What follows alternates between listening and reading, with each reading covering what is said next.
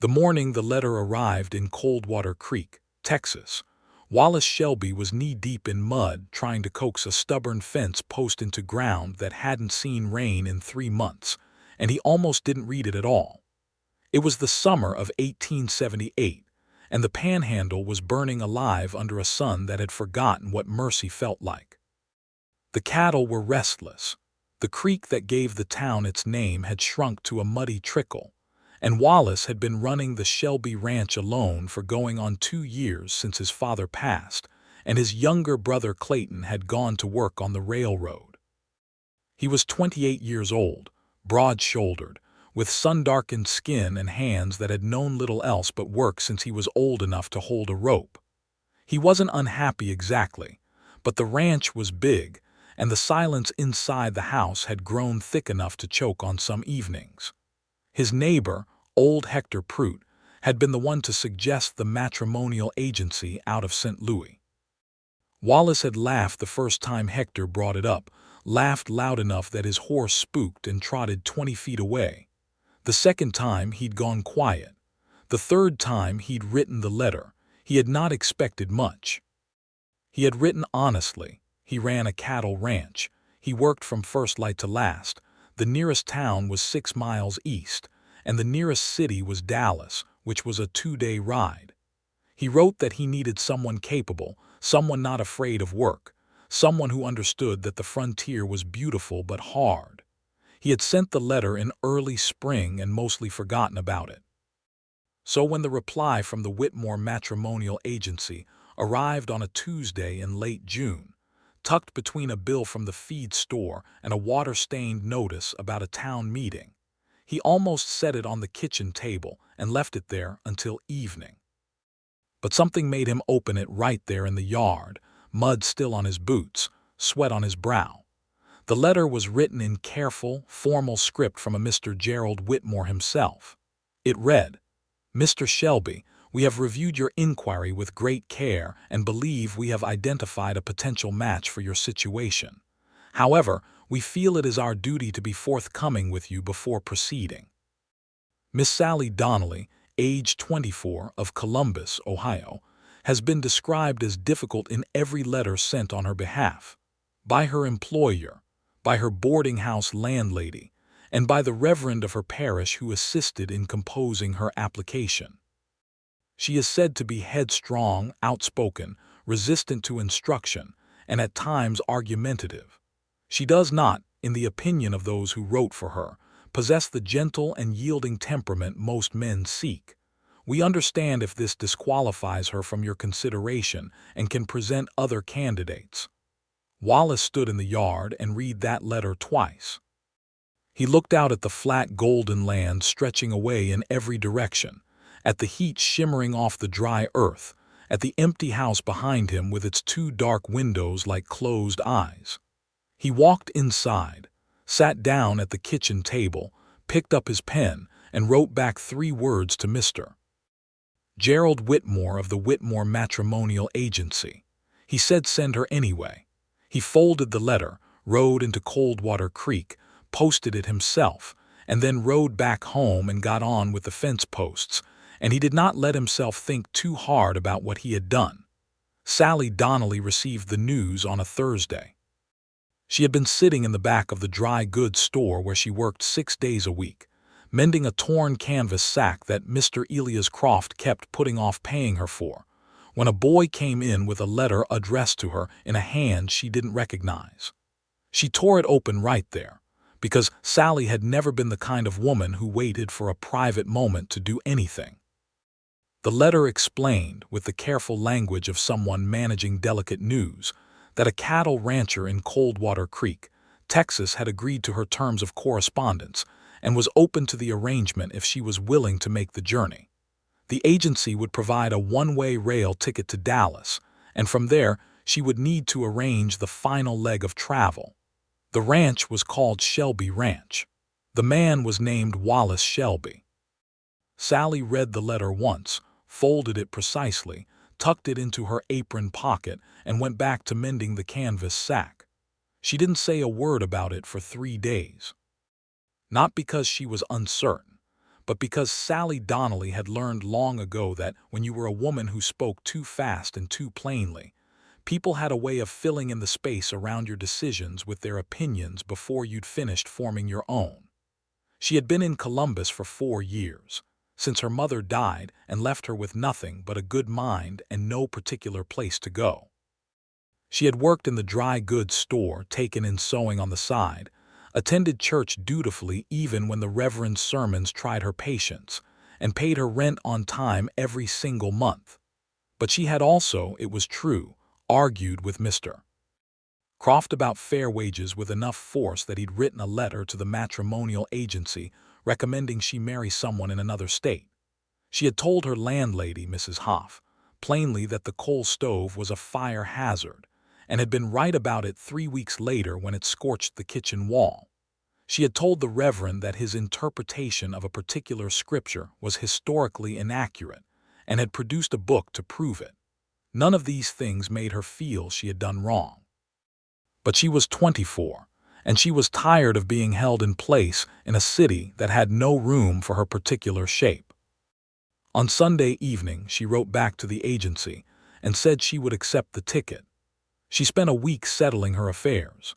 She gave Mr. Croft exactly 2 weeks' notice, informed Mrs. Hoff about the coal stove one final time for good measure, and packed everything she owned into a single large trunk and a smaller carpet bag she could carry herself.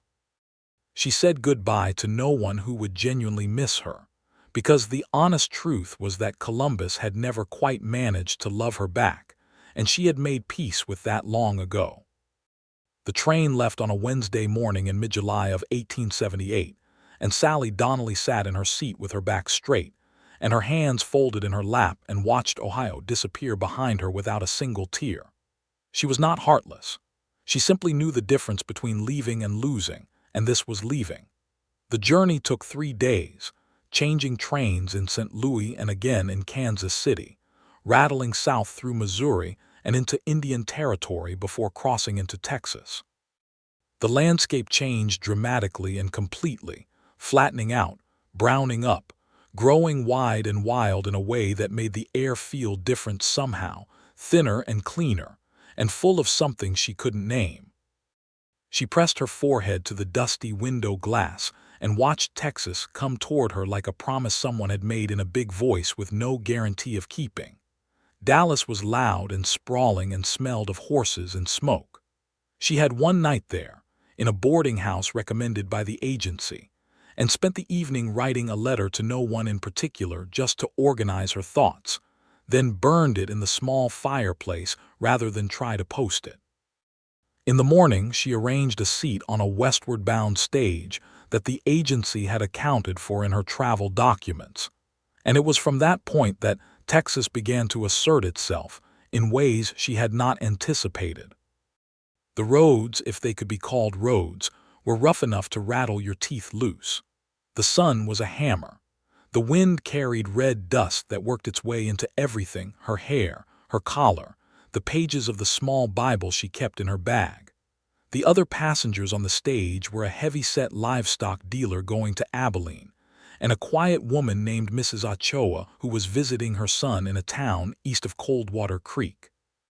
Mrs. Ochoa handed Sallie a piece of dried mango at some point during the afternoon, and Sallie accepted it with genuine gratitude and said thank you in the only Spanish she knew, which made Mrs. Ochoa smile. They reached the turnoff for Coldwater Creek just before 4 in the afternoon. Sallie was let off at the edge of town with her trunk and her carpet bag, and the understanding that someone would be there to meet her.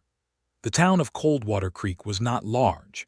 It had a main street with a general store, a saloon, a barbershop, a small church, a blacksmith, a jail that doubled as the town marshal's office, and a handful of other establishments pressed together like they were keeping each other warm.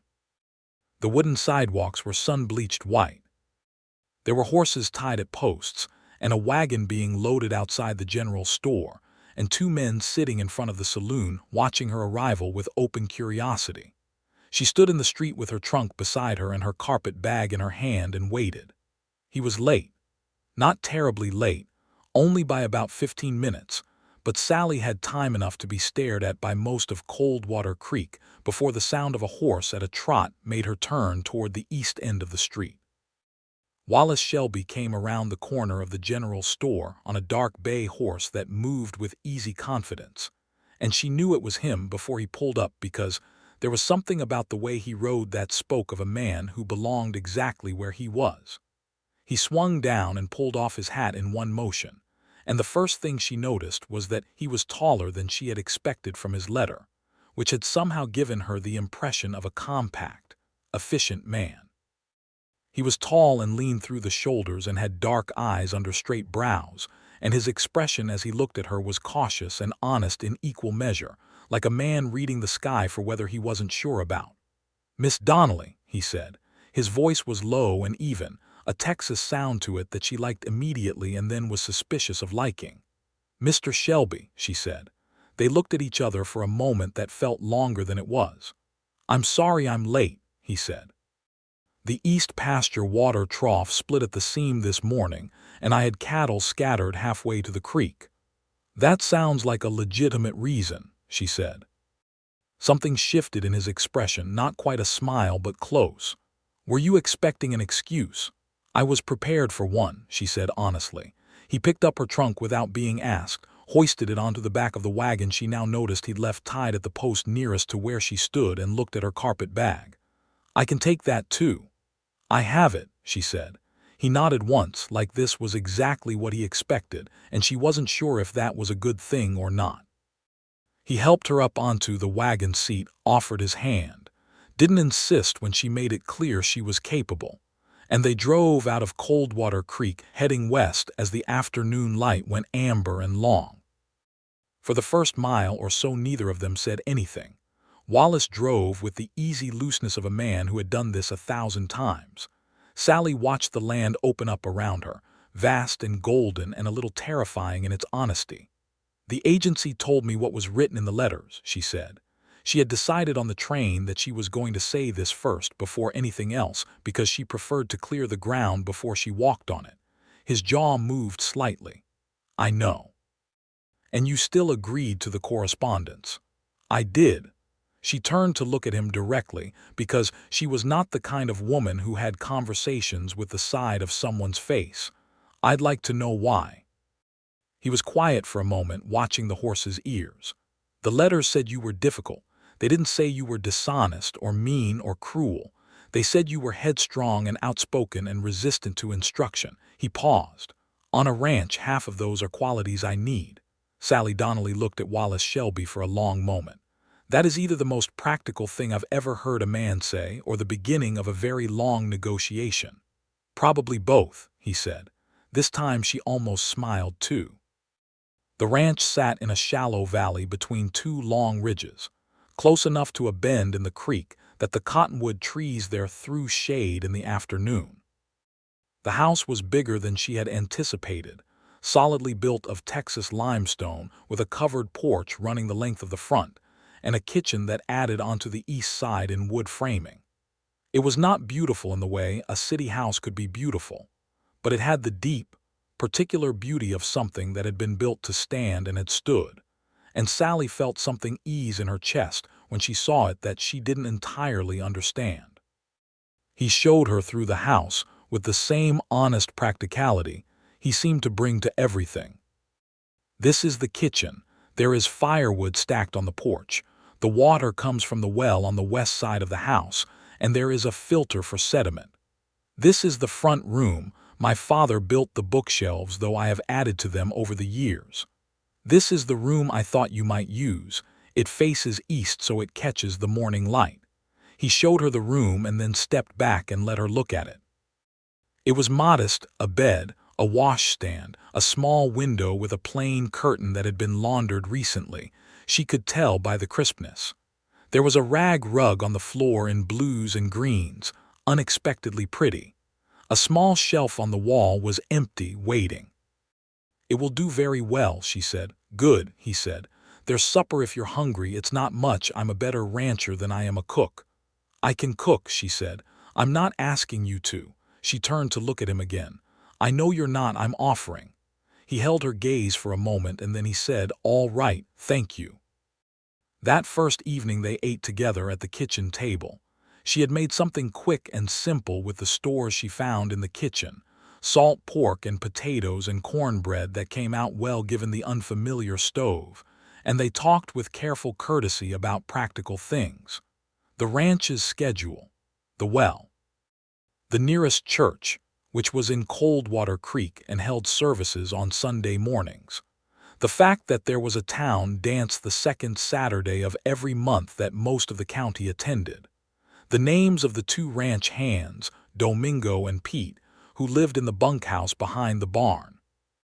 It was civilized and appropriate and utterly strange, sitting across the table from a man she had met 4 hours ago who might become her husband.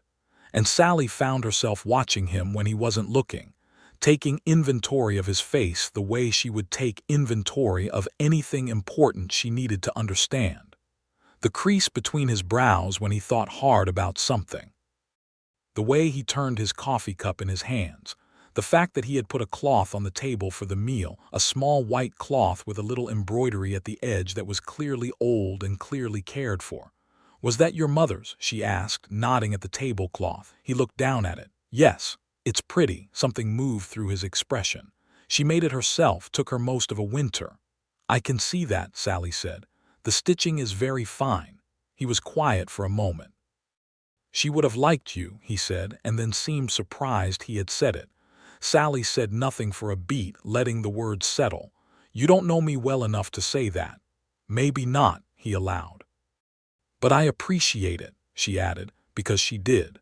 The weeks that followed were a process of learning each other that had no road map and no instruction, only the daily press of life on a working ranch in the Texas heat. Sallie was not a woman who hid in the house.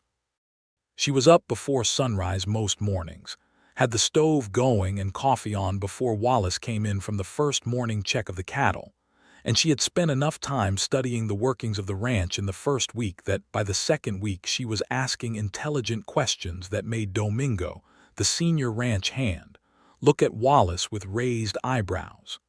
She was not afraid of the work, which was the first thing. She learned the chicken yard and the kitchen garden that had been struggling for lack of tending. She fixed the problem with the kitchen garden, identified the reason the tomato plants were yellowing, corrected the soil. She learned to handle the mule team for driving into town for supplies, which she did on Fridays, and she established a credit account at the general store that was more favorable than what Wallace had been managing because she had a sharper eye for numbers, and said so without apology when she laid out the comparison. And she was, undeniably, difficult. She argued with Wallace about the water management of the East Pasture, argued with maps and numbers, and a clarity of position that was hard to dismiss even when he wanted to. She had opinions about the bunkhouse roof that turned out to be correct when the first real rain came in August, and Domingo came in cursing and soaked through. She told Pete, the younger ranch hand, that the way he was saddling one of the horses was going to cause a saddle sore, and she was right about that too, and Pete had the grace to thank her even while looking like he'd prefer not to. She rearranged the kitchen so thoroughly in the first 2 weeks that Wallace couldn't find the coffee the morning after she did it, and when he said so, she showed him where it was, explained the logic of the new arrangement, and then said, "If you want it back the other way, you can move it. These are your hands, not mine." He hadn't moved it. What she had not anticipated, what no letter from any agency could have conveyed, was the way the land itself would take hold of her. She had expected to find it harsh, and it was harsh. The sun was relentless. The rattlesnakes were real, and the distances were real, and the isolation was genuinely isolating on the nights when the wind came hard out of the north, and the lamp light made the house feel like the only warm thing in 10,000 square miles. But there was something in the scale of it, the enormous sky that went from horizon to horizon without apology, the way the stars at night were so dense and brilliant they looked like someone had spilled sugar across a dark table, that hit something deep in her that she hadn't known needed hitting. She started walking in the evenings after supper, out toward the east ridge where the light stayed last. Wallace noticed. He didn't comment for the first week, but on a Friday evening in early August, when the heat had broken just slightly with the coming of a drier wind, he came out after her. Not chasing, not summoning, just walking in the same direction with the same purposeful ease he brought to everything, and fell into step beside her without announcing himself, and she let him.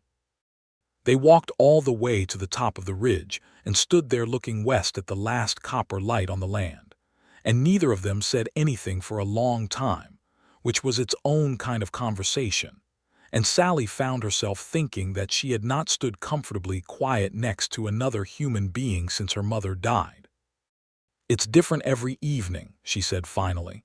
"It is," he said. "I didn't expect to like it this much," she admitted. "Texas. Most people who come here expecting to like it are disappointed," he said. "Most people who come here not expecting to like it end up staying forever." She laughed at that, a real laugh, the kind that surprised her, and she saw him turn his head toward the sound of it in the dimming light with an expression she catalogued and kept.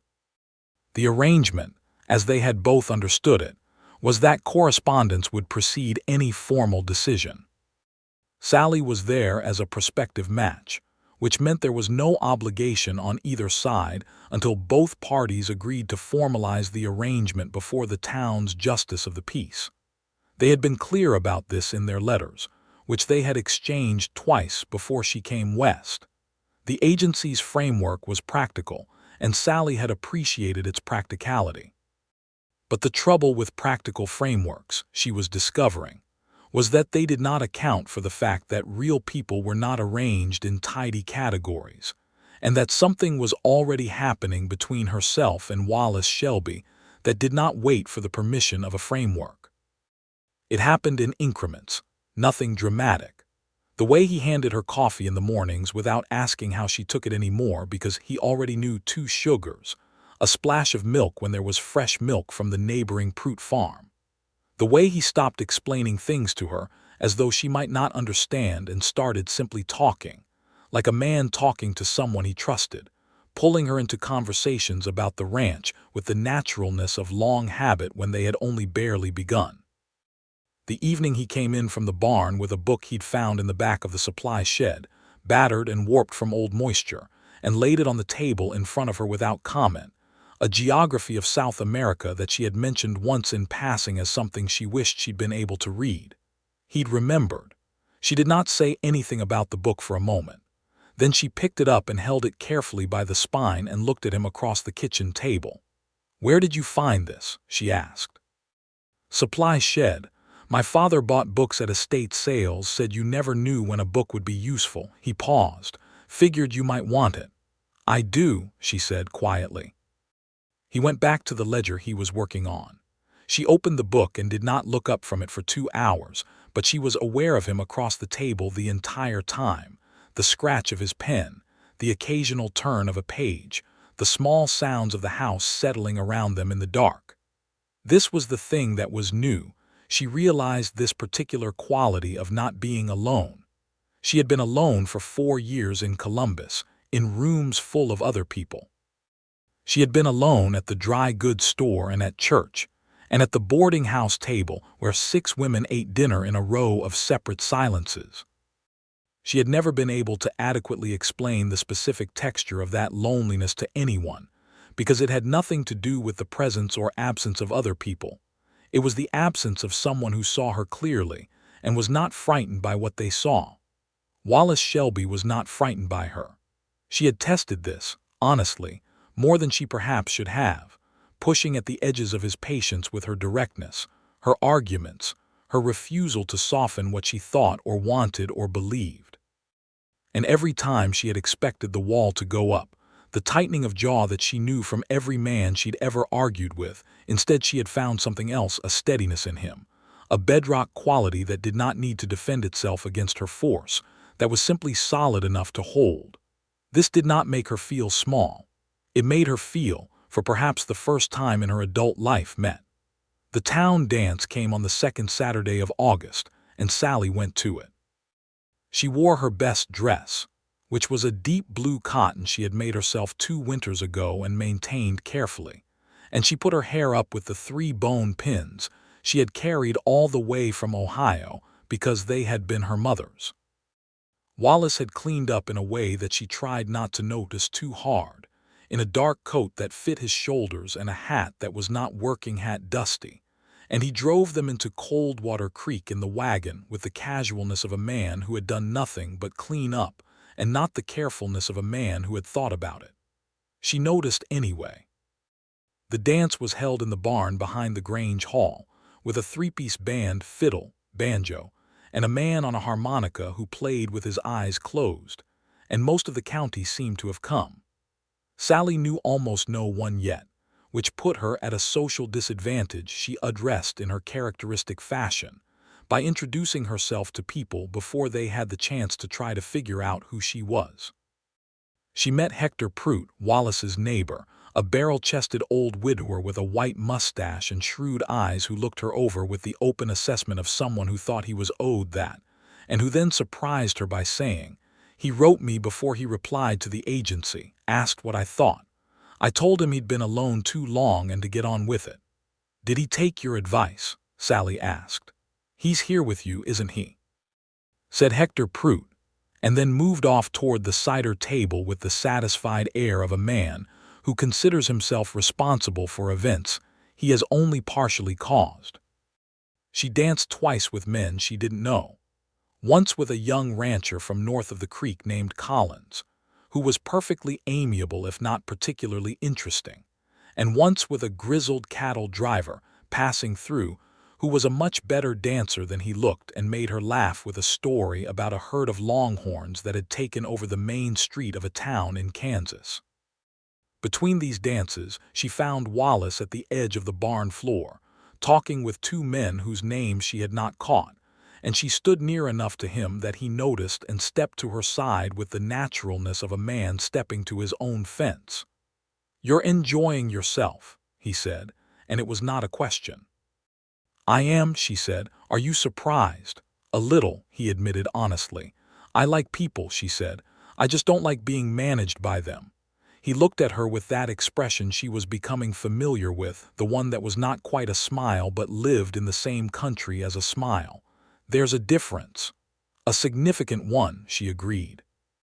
The fiddle started up again, something slow and pretty, a reel from somewhere that had taken the time to become something softer on the way here, and the floor filled with couples, and Wallace turned to her and offered his hand.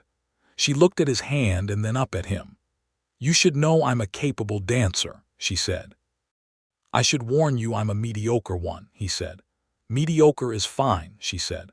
"I wasn't looking for perfection." She took his hand. He was not, in fact, mediocre. He was precise and controlled and entirely without flourish, which in a dance was its own kind of competence, and they moved through the slow reel together with a fluency that surprised her and apparently surprised him too, because about halfway through he looked down at her with something newly attentive in his expression. "You said you could cook," he said. "You didn't mention the dancing." "You didn't ask," she said. "I'm asking now." "My mother danced," she said. "She taught me." She said a woman who could dance could go anywhere. Was she right?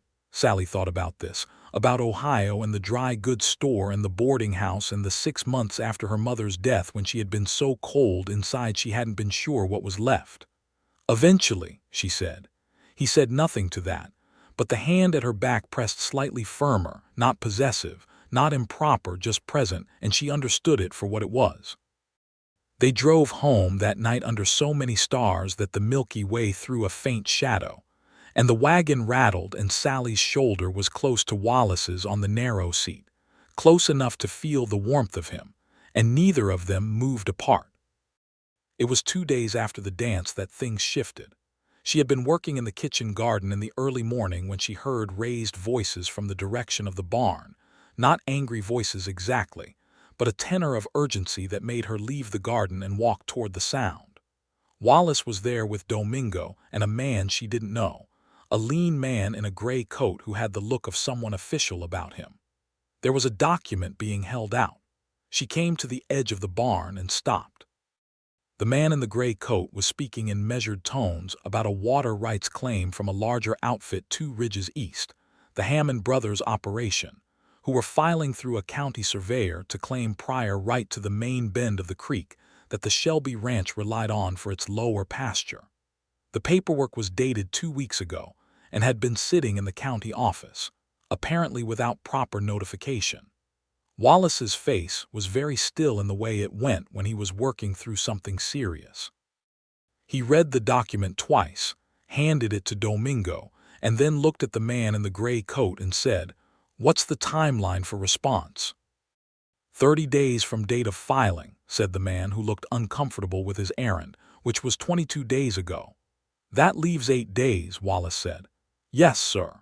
Sallie stepped forward. She had read about water rights disputes in Texas in a newspaper on the train and had thought it interesting in the abstract way she found most legal and procedural things interesting, and what she had read now presented itself with urgent clarity. "Mr. Shelby," she said. Wallace looked at her. The man in the gray coat looked at her with surprise.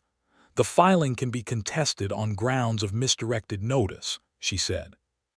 "If proper written notification was not received by this property, the 30-day period should not have started running. That's contingent on what the county recorder's process requires, but it's worth arguing." The silence that followed was the particular silence of a room that has been said something unexpected in. Wallace looked at her for a moment and then looked at the man in the gray coat. "Is that accurate?" The man in the gray coat cleared his throat. "It's possible, sir. There are provisions." "Who's the county attorney?" Wallace asked. "That would be Mr. Ferris in Coldwater Creek," said the man. "Domingo," Wallace said, "finish the morning check. I'll be back by noon." He looked at Sallie. "Will you come with me?" She was already untying her apron. They drove into Coldwater Creek and spent 3 hours in the small, book-crowded office of a county attorney named Ira Ferris, who had the look of a man who had migrated to Texas from somewhere with more shade and not entirely recovered. He was thorough, however, and he listened carefully, and when Sallie laid out the notification argument with precision and walked him through the specific language of the county recording ordinance, which she had read from a folder on his desk with his permission, his eyebrows rose incrementally. "You've done legal work," he said. "I read well and I think carefully," she said. He looked at Wallace over his spectacles. "Sir, he paused, landed on the word. Your companion knows her way around a legal argument." "She knows her way around most things," Wallace said, and said it with a straightforwardness that made warmth move up the back of her neck. Ira Ferris filed the contest that same day, arguing improper notice. The Hammond brothers' claim, which had looked so solid 8 days from its deadline, began to look considerably less solid. The full resolution would take several weeks, but the immediate crisis was addressed, and as they drove back through the afternoon heat, Sallie felt the particular pleasure of having been genuinely useful in a way that mattered. Wallace was quiet for the first mile, and then he said, "Thank you." "You would have figured it out," she said. "Maybe," he said, "but not in time." She looked at the horizon, at the afternoon light going honey-colored over the grass. "I like being useful," she said. "I've always liked it. It's part of why people find me difficult, I think. I don't stop at the edge of what's expected of me. I keep going." "I've noticed," he said. And then, after a pause, "I've been glad of it." She turned her head to look at him, and he was looking at the road, but the line of his jaw was different from its usual set, softer somehow, and Sallie Donnelly, who was not in the habit of romanticizing anything, felt something in her chest do something she did not have a practical word for. She looked back at the road. The water rights dispute resolved in Wallace's favor 3 weeks later, on a technicality of notice procedure that Ira Ferris argued successfully before the county commission. The Hammond brothers' claim was dismissed without prejudice, which meant they could refile with proper notice, but their attorney apparently advised them that the Shelby ranch had developed a more sophisticated legal defense than they had anticipated, and the matter was quietly dropped. Hector Prout came by the ranch the morning the news arrived and shook Wallace's hand with both of his, and then looked at Sallie and said, "I hear you're the one who found the angle on this." "Mr. Ferris found it," Sallie said. I only pointed him in the direction. That's how most things get done, said Hector Prout with a satisfaction he made no effort to conceal. Somebody points and somebody walks. Smart thing is knowing which is harder. The summer turned slowly toward fall, the heat relenting by degrees, the cottonwood trees along the creek beginning their slow turn from green to gold. September settled over the ranch with a quality of air that was entirely different from the brutal heat of July, and August something cooler and cleaner and richer, the grass beginning to dry to a honey color, the cattle's coats thickening. In the evenings the sky went colors that Sallie had not known a sky could go, deep rose and amber, and a kind of burning purple along the horizon that lasted long after the sun was technically down. She and Wallace continued their evening walks to the ridge, which had become a habit neither of them had formally acknowledged as such, and their conversations on those walks had evolved from the careful courtesy of new acquaintance into something considerably more alive. They talked about the ranch, yes, but they talked about other things too. About his father, who had come to Texas from Georgia with nothing but a mule and a particular stubbornness, and had built the limestone house himself over the course of 2 years, stone by stone. About his brother Clayton, who had gone to the railroad partly for the wages and partly, Wallace said with the candor of private truth, because he was the kind of man who needed to be moving toward something new in order to feel alive, and the ranch was a thing you stayed with. "Do you mind?" Sallie asked. "That he left?" "I minded for a while," Wallace said honestly. "Now I think he was right to go. Some people are built for one place and some are built for movement. Clayton's built for movement." He paused. "I always knew this was where I needed to be. How did you know?" She asked, because she found herself genuinely curious about people who knew things like this with certainty, having spent her own life with a general and restless sense of direction rather than a clear destination. He looked around at the land going dusky in the evening light. "Because when I'm anywhere else," he said simply, "I miss it." She understood that. She had not known until she came here that a place could acquire that kind of hold on you so quickly. But the smell of the creek in the morning and the sound of the cottonwood leaves in the wind, and the particular way the limestone house looked against the big Texas sky had already insinuated themselves into her in a way that made her understand she would miss this if she left it. She was not planning to leave it. This thought arrived without announcement, without the fanfare of a decision being made, just a quiet settling certainty. She was not planning to leave it. She was going to stay. And the reason, she could see with clear-eyed honesty, was only partly the land. The larger part was standing next to her on a ridge in the September evening, watching the sun go down with the focused appreciation of a man who did not take the particular quality of the light for granted. She had been thinking about how to say this, not what to say. She knew what to say. She always knew. But how? Because for the first time in her adult life she was aware of wanting to say something correctly rather than just plainly. She worked on it for 3 days, which was longer than she had ever worked on anything she wanted to say, and then on a Friday evening when they came back from the ridge walk and stood on the porch in the last of the light and Wallace was about to go inside, she said, "I've made a decision." He stopped with his hand on the door frame and turned back. "I know the arrangement was for correspondence and a trial period before any formal decision," she said, "and I know we haven't talked about this directly. But I think we should." He was very still in the way he went still when something mattered. "I want to stay," she said, "not in the trial period sense of the word, in the permanent sense. I want to marry you if you're willing, and I want this to be where I am." She paused. "I've thought about it carefully and I believe it's the right thing. I believe she stopped, which was unusual for her. "I believe something is happening here that doesn't need more time to be identified. I just wanted to say it plainly rather than wait for one of us to say it clumsily." Wallace Shelby stood in the doorway of his house in the copper evening light and looked at her, and for a moment she thought she might have miscalculated, not misread him but gotten the timing wrong. And the feeling that came with that possibility was sharper than she had expected. But then he stepped off the porch and came down the one step to where she was standing, and he was close enough that she could see the steady dark of his eyes clearly, and he said, "I was going to ask you Sunday, after church." I had the words ready. Something unlocked in her chest. "What were you going to say?" "That I've been glad every single day that I said to send you anyway." His voice had dropped to a register she had not heard from him before. Something that had nothing to do with practicality or ranch management, or the careful courtesy of early acquaintance, and everything to do with exactly what was present between them.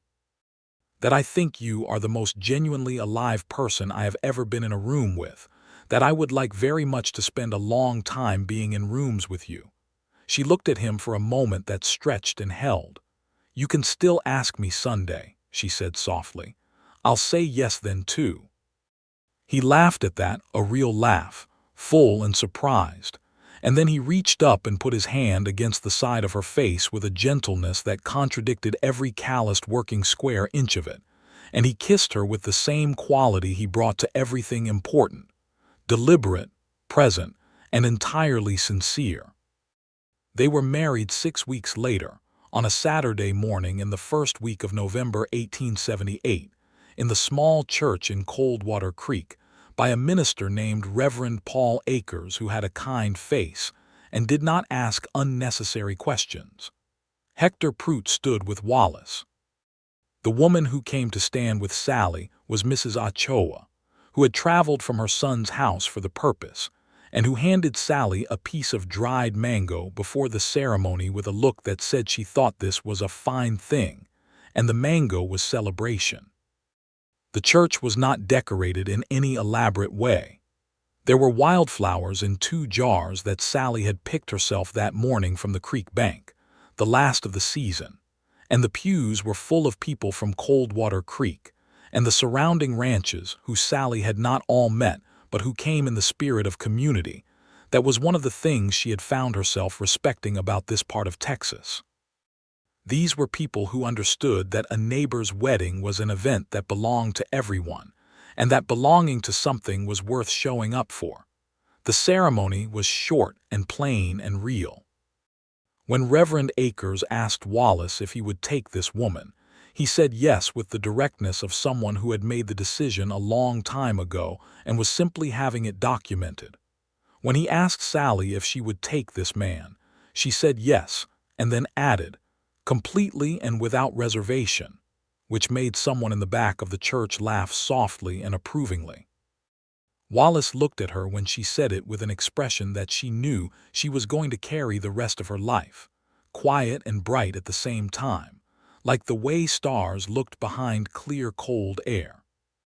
They drove home in the afternoon in the wagon, which Domingo had decorated with a length of white ribbon tied to the seat rail, a small gesture that touched Sallie more than she would have predicted, and the ranch came up in the late November light looking like what it was, which was home. The winter that followed was the first full season she spent on the ranch, and it was the season she loved the best. The Texas Panhandle winter was nothing like the Ohio winters of her youth, which had been gray and heavy, and cold all the way through. Here the winters came in cold snaps broken by stretches of bright, clear cold days, with a sky so intensely blue it looked painted, the light at a low angle that made the land go gold even in January. There were nights when the temperature dropped hard, and the cattle needed checking and the wind came screaming out of the north with a violence that pressed against the house walls. And those nights Wallace would come in from the barn with the cold in his coat and his hands red, and she would have hot coffee ready, because she had already heard the wind change. And he would stand at the kitchen stove and drink it and look at her across the kitchen with an expression of such plainly stated gladness that she sometimes had to busy herself with something, so she didn't stand there staring at him like a fool. She was happy. This was not a complicated realization, but it was a significant one, because Sallie had not been certain, in the years before Texas, that happiness of this particular variety was something that would be available to her.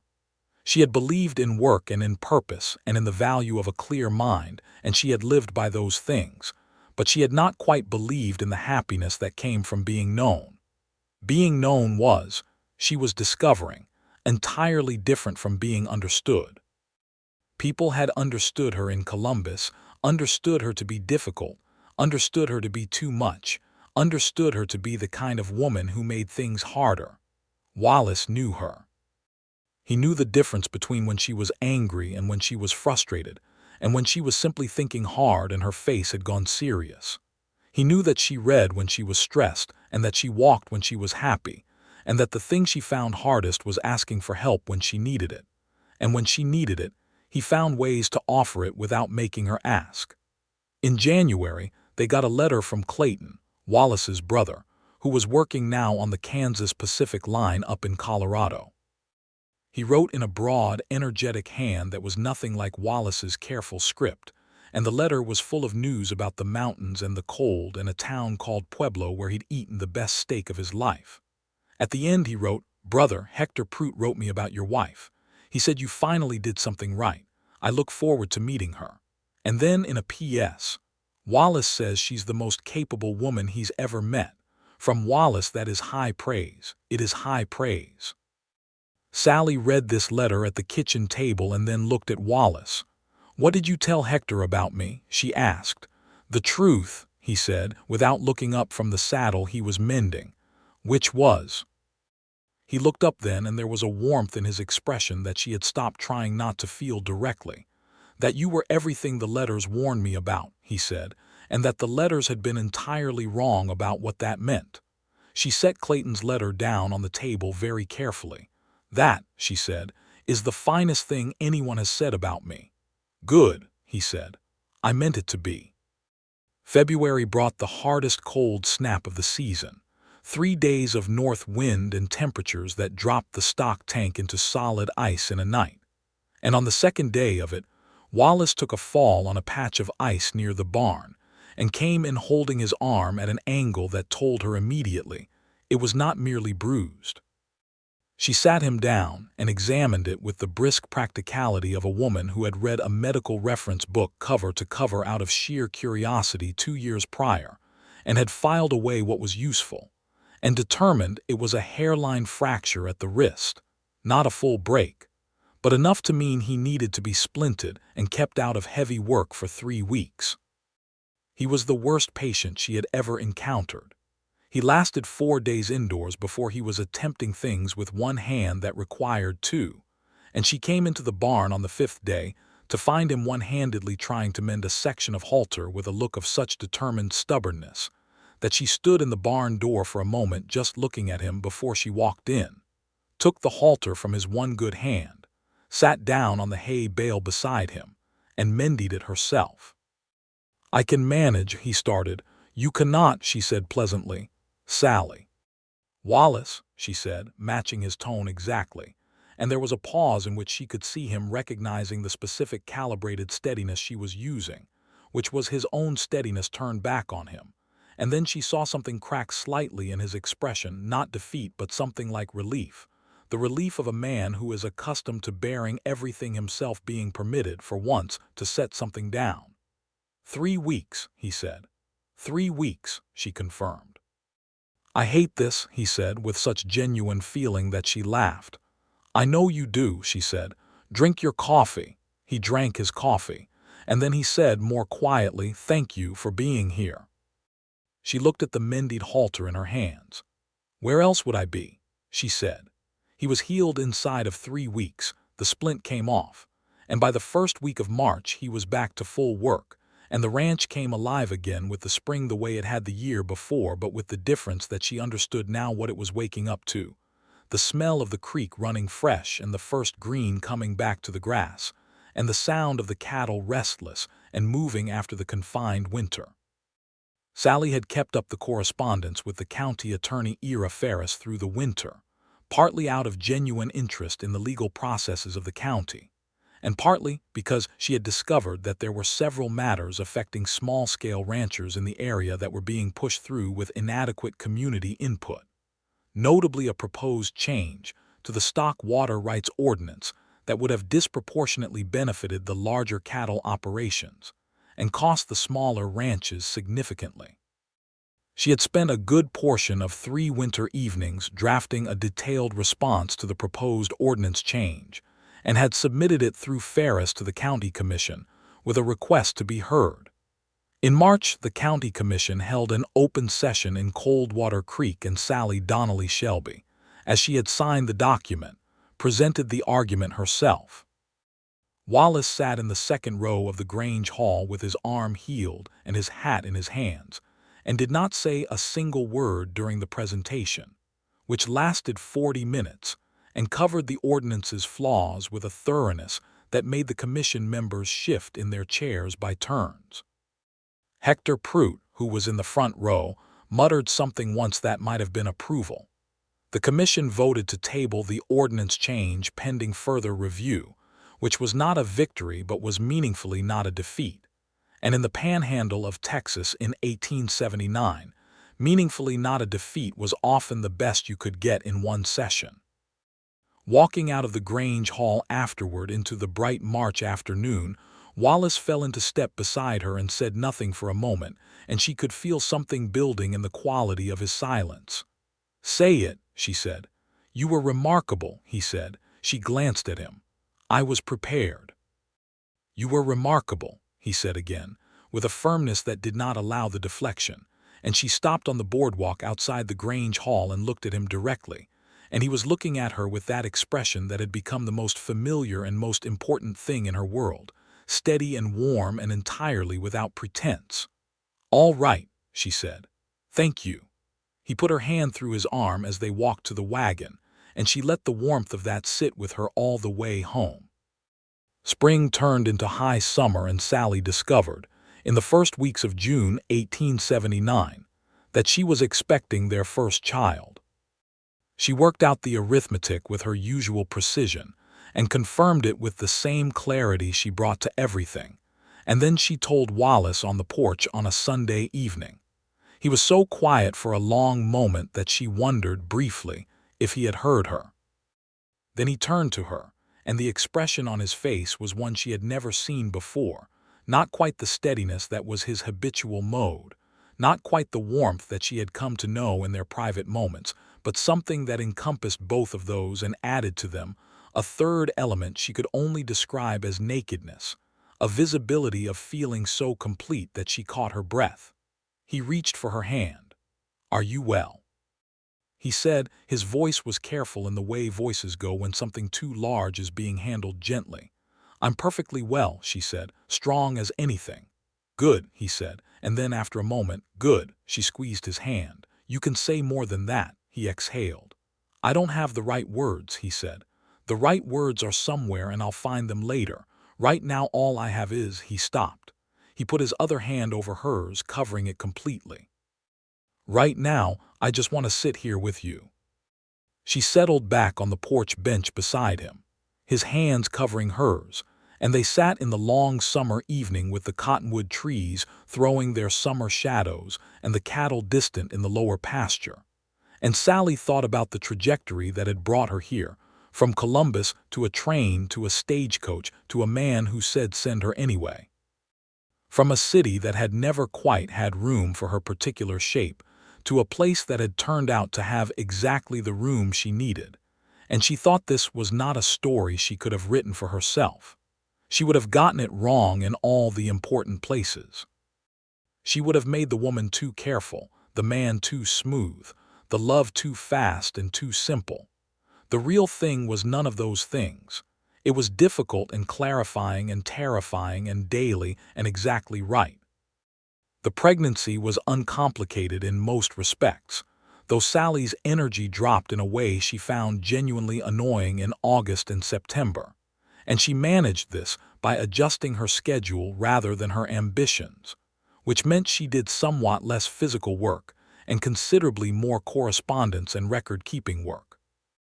She had taken over the ranch's accounting and record-keeping over the winter, and now managed it with a precision that had reduced their feed costs by 11% through better bulk purchasing scheduling, a fact she had laid out for Wallace in a neat column of numbers and which he had studied for a long moment and then said, "I think you should keep doing this forever." "I intend to," she said. Ira Ferris had begun sending her drafts of documents for her informal review, partly because he trusted her eye, and partly because the county was growing faster than its legal infrastructure, and extra careful readers were hard to find. She was not practicing law, she had no credential and no license, and was under no illusion about that. But she could read carefully and reason clearly, and those two things were, she was discovering, not as common as they should be. In October, the County Commission revisited the Water Rights Ordinance, and this time with amendments that incorporated the substantive concerns she had raised in March. It was not everything she had argued for, but it was recognizable as a reflection of the argument. And when Ferris sent her a note of acknowledgement that included the phrase, "Your influence on this outcome is something the small ranchers of this county would thank you for if they knew to," she read it twice, and then filed it carefully in the small box of papers she kept in the desk Wallace had made for her over the summer, cut from local cedar and sanded smooth, with a small drawer that had a brass pull.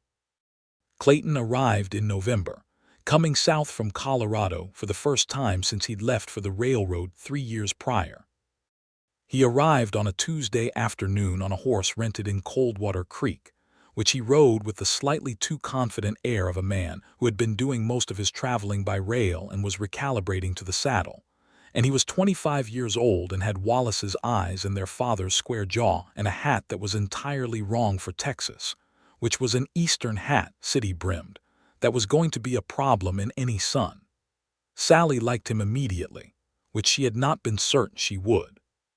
She had heard about him through the Winters letters and through Wallace's stories, and the person she had built in her mind from those accounts had been large and warm and possibly exhausting. The actual Clayton was large and warm and exactly calibrated to exhaust her only slightly, which was a balance she appreciated. He looked at the ranch and then at his brother and then at Sallie and said, "You married better than anyone in this family has a right to expect." "I know it," said Wallace. "I'm standing right here," said Sallie. "I know you are," said Clayton warmly. "I was paying you a compliment." "You were commenting on me as though I were a piece of luck your brother had," she said pleasantly. "I'm not luck, I'm a person who made a choice." Clayton stared at her for a moment and then looked at Wallace with an expression of undisguised delight. "Oh," he said, "she's wonderful." Wallace looked at Sallie with an expression she recognized as affectionate and vindicated simultaneously. "I have been telling you," he said. Clayton stayed 2 weeks and spent most of it doing whatever work he could find around the ranch with the energy of a man who had been sitting on trains for months and needed to do something with his hands. He was good company at the kitchen table, full of stories about Colorado and the railroad, and a man in Pueblo who had tried to sell him a map to a silver mine that turned out to be a map to a particular bend in the Arkansas River with no silver in reasonable geographical proximity. He played cards with Domingo and Pete in the bunkhouse on several evenings, and by the end of his stay had apparently lost, and cheerfully, approximately 3 months of minor pocket savings. On his last evening, Sallie and Clayton sat on the porch alone while Wallace was doing the last check of the animals, and Clayton said, "He was not the same the year before you came. I don't mean he was unhappy exactly. I mean he was reduced, like a man living in one room of a house he built to be bigger." Sallie looked at the night sky, which was doing its winter diamond thing, dense and brilliant. "He's not reduced now," she said. "No," said Clayton. "He's not." She thought about this. "Neither am I," she said.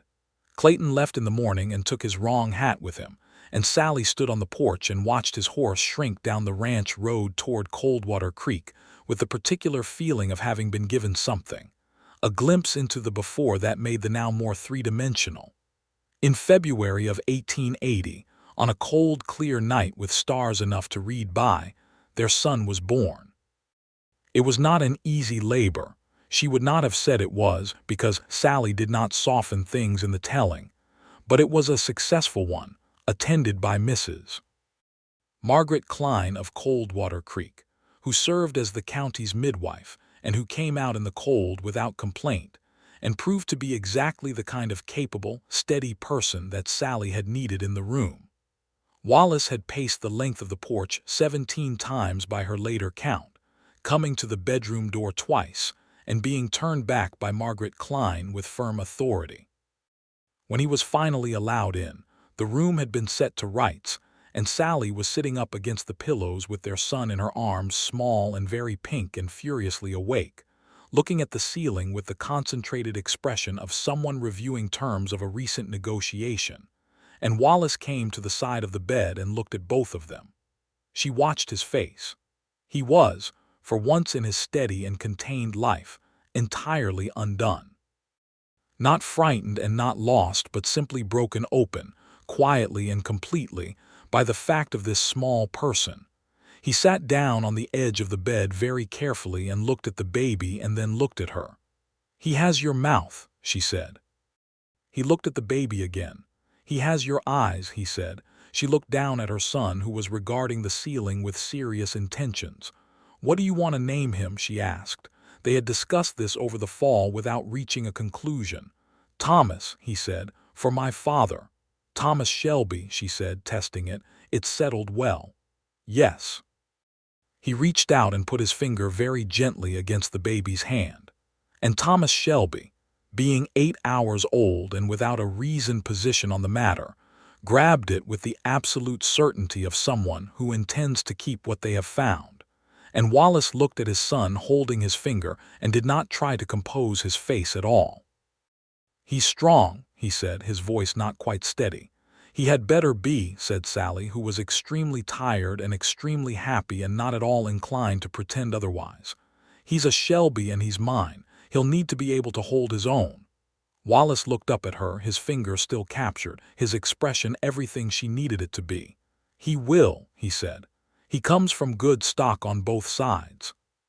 She laughed at that, even tired as she was, because it was such an entirely Wallace thing to say, practical and warm, and more of a declaration of love than half the poetry she'd read in her life. The year 1880 moved with the rhythm of a life well settled. Thomas grew with the focused determination of someone with things to do. He was sitting up by spring, pulling himself to his feet against whatever furniture was available by summer, and by October of that first year was taking unsteady steps with the expression of a man who does not intend to be slowed down by the inconvenience of being 10 months old. He was, Sallie noted with enormous private delight, already showing signs of stubbornness. He had been described, by Margaret Klein on a visit, as quite determined. Sallie had smiled at that the way you smile at something said by someone who does not yet know what they have started. The ranch had a good year rain in the right places, fair cattle prices in fall, and the resolution of the county water ordinance had protected the lower pasture from further challenge, which meant the grazing was stable, and the Shelby operation expanded cautiously and steadily. Domingo married a woman from a neighboring ranch named Cecilia, who was a formidable cook, and who and Sallie discovered they got on enormously well, both of them having the quality of women who saw clearly and spoke plainly, and did not particularly care if that inconvenienced people. Pete, the younger ranch hand, had gone north to work for a ranch in the Oklahoma Territory, which turned out to suit him better, and a young man named Miguel had come to work in his place, having arrived in Coldwater Creek from New Mexico with solid references and an exceptional gift with horses that Domingo endorsed enthusiastically. Clayton wrote regularly from Colorado, where he was now working as a foreman on a rail section near Denver. He was, according to his letters, considering a property of his own if the right situation presented itself, and he was spending considerable time in the company of a woman whose name was Rachel, about whom he wrote with a casualness that fooled no one at the Shelby kitchen table. "He's going to marry her," Sallie said, reading his latest letter in December 1880. "He thinks he's being subtle," Wallace agreed from across the table. "He's not subtle," said Sallie. "He never has been," said Wallace. "I like that about him," Sallie said. "The lack of subtlety, it's refreshing in a man." Wallace looked up from his ledger. "Unlike some," she added, with a precision of timing that made him set his pen down and look at her directly. And she held his gaze for a beat before the corner of her mouth moved, and he shook his head slowly with the expression of a man who is entirely in on the joke and entirely content to be there. In the spring of 1881, when Thomas was 14 months old and had graduated to a confident trot around the ranch yard, with a focus that made Domingo say solemnly that the boy was going to be a good cow hand, Sallie discovered she was expecting again. She told Wallace in the same place she had told him the first time, on the porch on a Sunday evening, and this time he did not go quiet. He turned to her and said, "Are you well?" in the same careful voice, and when she said yes, perfectly well, he pulled her toward him and held her against his chest for a long moment in the way he sometimes did, quietly and completely, when he was saying something he did not have specific words for yet. "Two," he said against her hair. "Two," she confirmed. He held her for another moment. "Good," he said, "good." She felt the word in her chest. She always felt his words in her chest. Clayton came in June of that year, and this time he brought Rachel, who turned out to be a tall, thoughtful woman from Pennsylvania who had been teaching school in Denver for 3 years, and who looked at the ranch with the same careful inventory-taking attention that Sallie had looked at it 3 years prior. Sallie liked her immediately and completely. Rachel liked Sallie with a wholehearted enthusiasm that was partly relief. She had been nervous about Sallie, she admitted later, having heard her described as formidable. "That's accurate," Sallie said. "So am I," said Rachel. "Good," said Sallie. "We'll get along perfectly." They did. The week Clayton and Rachel were there was the warmest, fullest week the ranch house had known. The kitchen table crowded and loud in the evenings, Thomas toddling between the chairs being charmed and charming in turn, and something in the house that had been built for more than one person finally, fully inhabiting its own scale. Clayton and Rachel were married in Denver in the fall of 1881. Wallace and Sallie could not make the journey with Thomas still very small and the second baby due in February, but they sent a letter that Wallace wrote in his careful hand and Sallie signed below, and the letter contained things that were difficult to write and true, which was always the best kind. The second baby arrived in February 1882, a girl this time, who came into the world in the early morning with considerably more efficiency than her brother had managed, and who was, from the first hour, deeply interested in everything going on around her. They named her Alina, for no one in particular, but because it was strong and clear and sounded like itself without apology, which seemed appropriate. Thomas, who was 2 and extremely informed about his position in the household, studied his sister for the first day with the deep suspicion of someone who suspects a change in terms, and then arrived at a position of proprietorial affection that involved placing his toy horses in careful rows near her cradle and informing Domingo's wife Cecilia that Alina was his. "That is accurate," said Sallie, watching this, "and also possibly a problem later."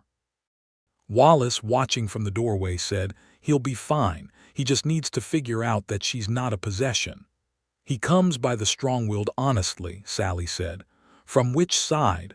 Wallace asked. She looked at him over her shoulder. "Both," he said immediately, which was the right answer, and she smiled.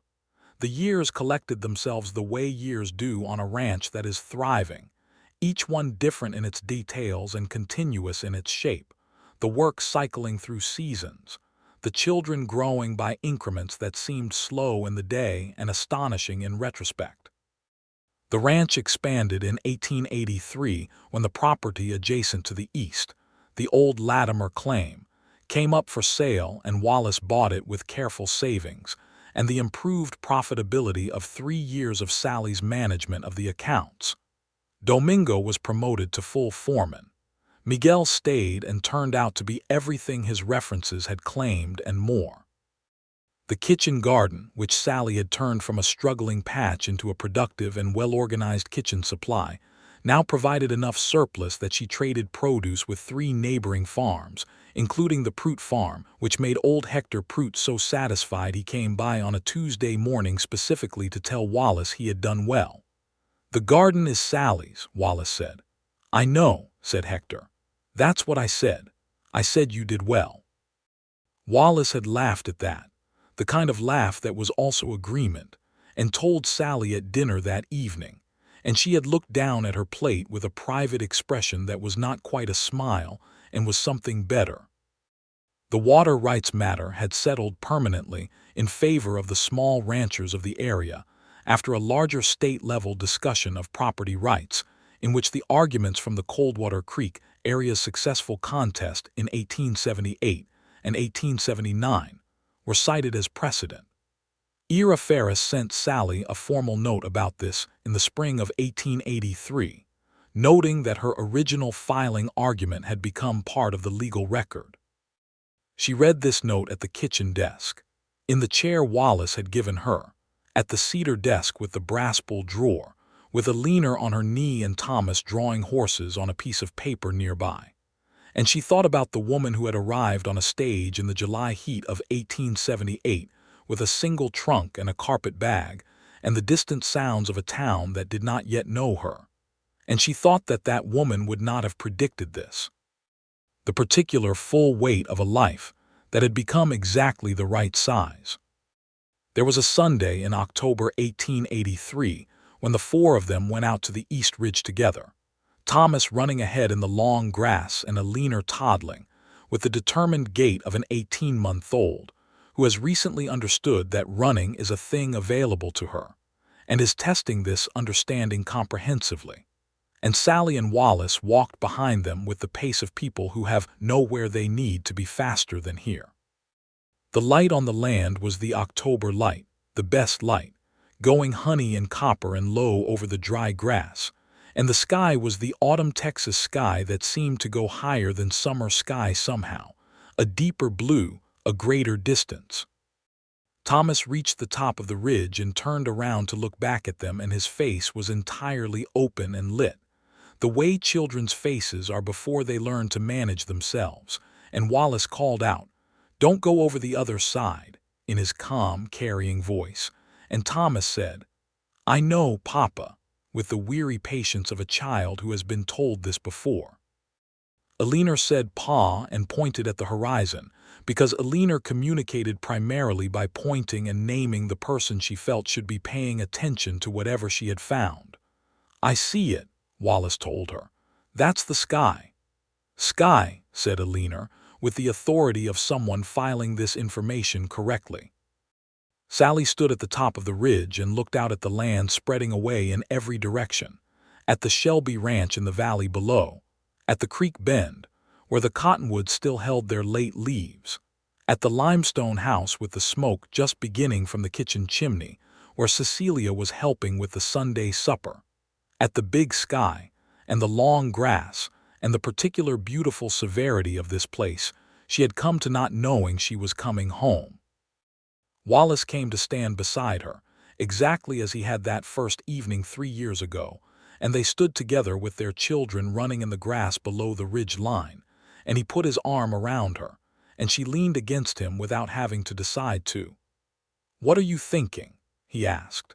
He asked her this often, which she appreciated because most people assumed they knew or did not bother to inquire. She thought about the woman in Columbus, mending canvas sacks for a man who underpaid her, sitting in a boarding house with 6 women in separate silences. She thought about the letter from an agency in St. Louis that said she had been described as difficult and asked if this disqualified her. She thought about a man who said "send her anyway" with 3 words and no further explanation, who had meant by those words something that she had spent the last 5 years learning the full dimensions of. "I am thinking," she said, "that I was described as difficult, and the word they should have used was particular. Particular about what I needed. Particular about what I would accept and what I would not. And that it took Texas to provide it." Wallace looked at her in the October light. "Texas," he said, "and 3 words. Texas and 3 words," she agreed. He tightened his arm around her, and Thomas came running back up the ridge with a fistful of dry grass and a question about supper, and Alina arrived behind him saying, "Sup up," with commanding authority, and Sallie Donnelly Shelby stood on the top of the East Ridge on the Shelby Ranch in Coldwater Creek, Texas, in the October of 1883 and felt herself entirely, exactly, and permanently arrived. They made their way down the ridge in the last of the light, the four of them, Thomas running and Alina alternately toddling and being carried, and the ranch coming up through the golden dusk ahead of them. Inside, the kitchen was warm and the table was set, and Cecilia's voice could be heard from inside, and the smell of supper came through the open door into the cool evening air.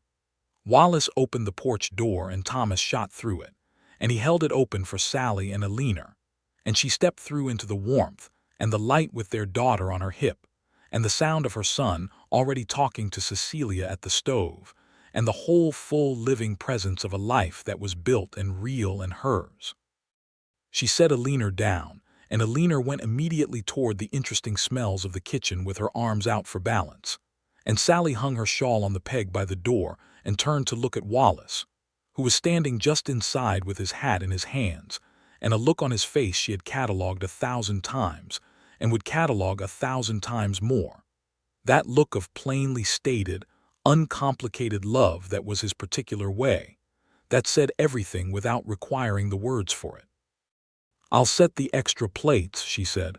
"I'll see to the horses," he said. "Don't be long," she said. "Never am," he said. He went back out. She heard his boots on the porch steps, heard them cross the yard toward the barn, heard the evening sounds of the ranch settling into itself around those footsteps. Inside the kitchen, Thomas was asking why carrots were orange, and Cecilia was explaining, with more patience than the question strictly required, while Alina sat on the floor and examined a wooden spoon with complete concentration. Sallie Donnelly Shelby stood in her kitchen on the Shelby Ranch in Coldwater Creek, Texas, and listened to all of it. The children, the fire, the wind outside beginning its evening rise from the north, her husband's footsteps crossing back already from the barn because he had not been long, and she thought that difficult was a word people used for things they didn't know what to do with, for things that didn't fit neatly, for things that pushed when they were supposed to yield and held on when they were supposed to let go. And she thought that the man crossing the yard toward the house right now had read a letter about her and chosen, without knowing her at all, to find out what difficult really meant, and that every version of difficult she had ever been in every room she had ever occupied had been, in the end, exactly what this life required. She heard his boots on the porch steps. She smiled at her kitchen. She put the kettle on for coffee.